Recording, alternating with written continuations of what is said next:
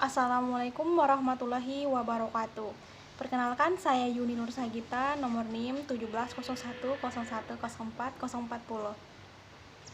Baik, sebagai pemenuhan tugas akhir atau final dari mata kuliah hadis tarbawi, di sini saya akan melakukan ceramah dengan mengaitkan 3 hadis, di mana hadis yang pertama yakni tentang realisasi iman dalam kehidupan sehari-hari, hadis yang kedua tentang gibah, dan yang ketiga hadis tentang namimah. Baiklah, untuk mempersingkat waktu langsung saja saya mulai dengan hadis yang pertama tentang realisasi iman dalam kehidupan sehari-hari. Kita sebagai manusia yang merupakan makhluk sosial pasti pernah atau sering kali melakukan interaksi sosial dengan orang lain, baik dengan tetangga maupun orang yang tidak kita kenal, baik hanya dengan bertegur sapa atau melakukan kunjungan di rumah orang lain, atau mungkin dengan menerima tamu di kediaman kita. Saat menerima tamu di kediaman kita, tentunya kita harus menjamu tamu kita dengan baik. Menjamu tamu atau memuliakan tamu ini merupakan salah satu contoh dari bentuk realisasi iman dalam kehidupan sehari-hari.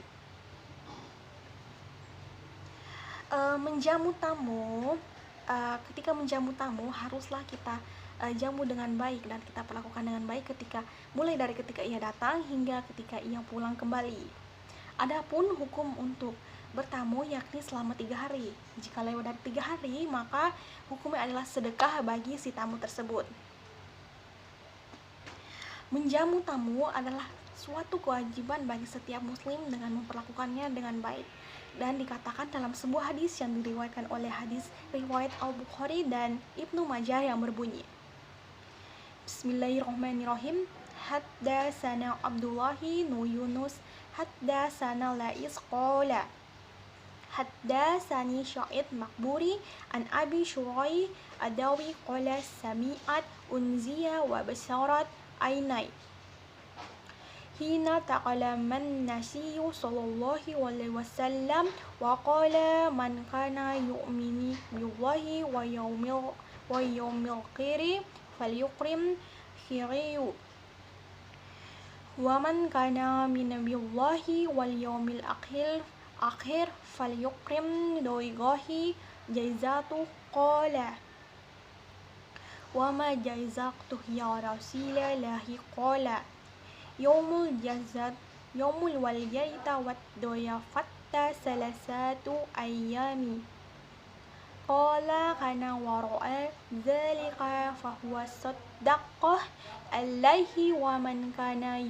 yu'min billahi wa yaumil jiri falyak khaira aw liyasmat.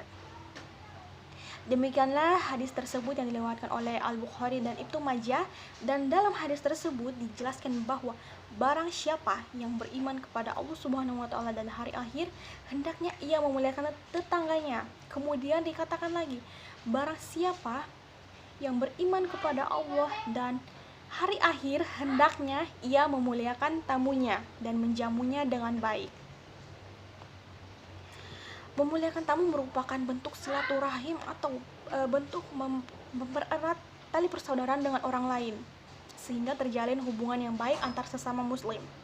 Namun terkadang kita sebagai manusia biasa yang tak luput dari dosa dan kesalahan, baik secara sengaja maupun tidak sengaja, sering kita melakukan suatu kesalahan yang menyakiti perasaan orang lain.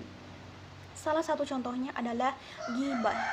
Ghibah merupakan kegiatan menceritakan keburukan orang lain atau aibnya yang tidak ia sukai, baik diketahui ataupun tidak diketahui, atau di belakangnya kita menceritakannya. Ghibah hukumnya adalah haram menurut para ijma.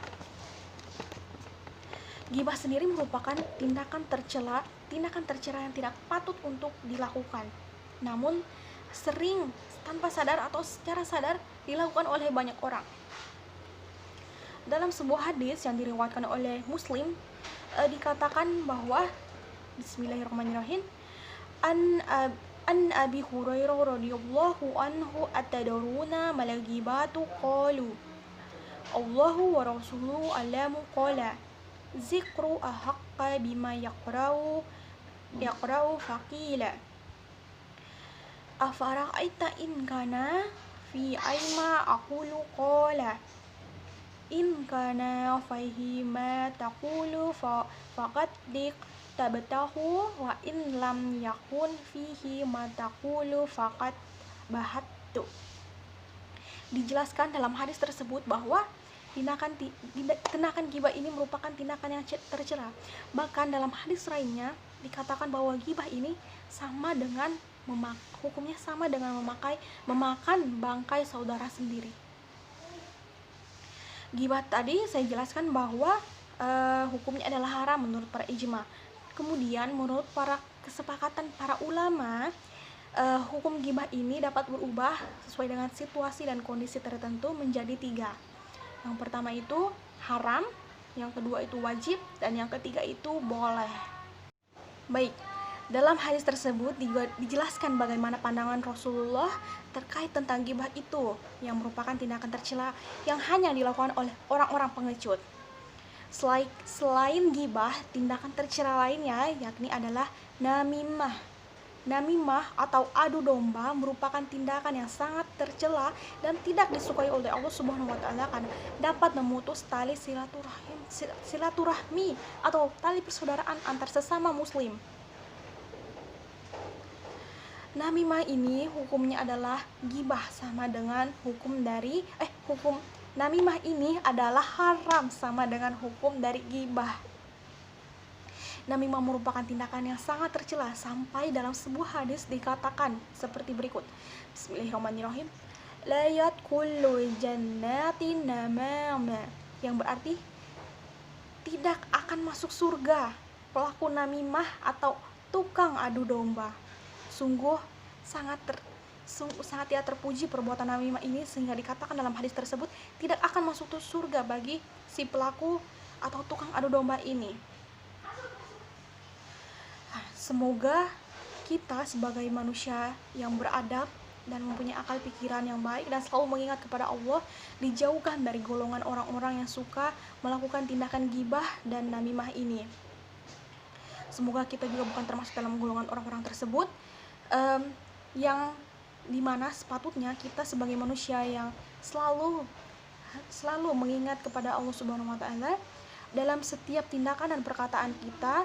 Hendaknya kita memikirkan terlebih dahulu adakah dampak baik dan buruknya bagi diri kita sendiri maupun orang lain. Demikianlah ceramah yang dapat saya sampaikan terkait tentang 3 hadis tadi, hadis tentang realisasi iman dalam kehidupan sehari-hari, hadis tentang ghibah, dan hadis tentang namimah.